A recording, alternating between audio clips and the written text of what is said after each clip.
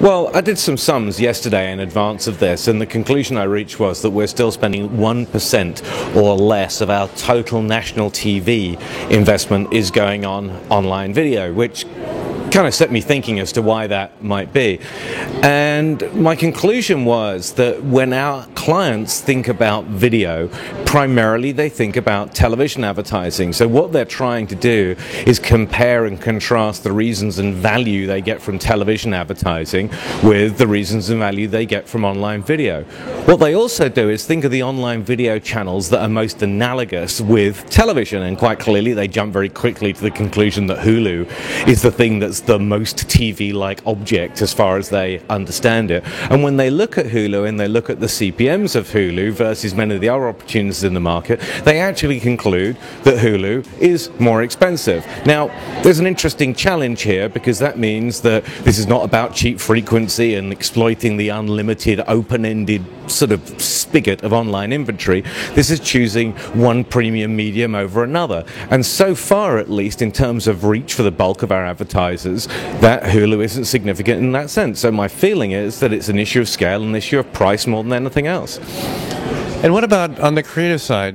What sort of creative media is involved, and where might that develop?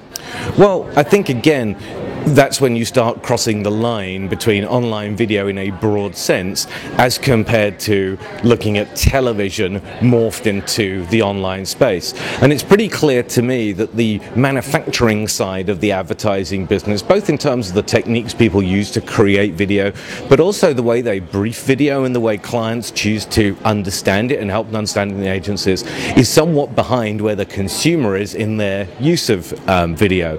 And so far, certainly on a mass scale, advertisers haven't got themselves into the mindset of producing 100 assets instead of one, of producing assets of infinite variety and the granularity that allows them to exploit the targeting potential of online video.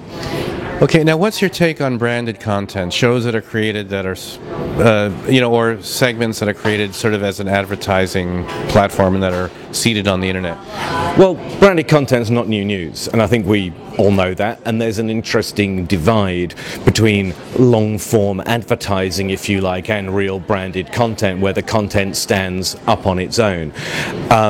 We've been doing branded content for clients, all through the history of our business, and recently with big projects like In the Motherhood for Unilever and Sprint, and Business on Main for Sprint, and many others for Energizer, and so forth, and for IKEA. And our sense is that, yes, it's absolutely got its place. We're getting quite a lot of engagement, albeit with a small number of users. And I think the challenge of the internal economics of our client companies to produce those kinds of things and pay the attention to them remains difficult. And I think there's some re-engineering that needs to be done on their side as well as on ours. One of the features of the market as we see it now is that we've got clients who've become habituated by procurement people and by others to think about massive refinement and reduction of costs and making things with less inputs and less energy and less water and less people and less plant and less logistics.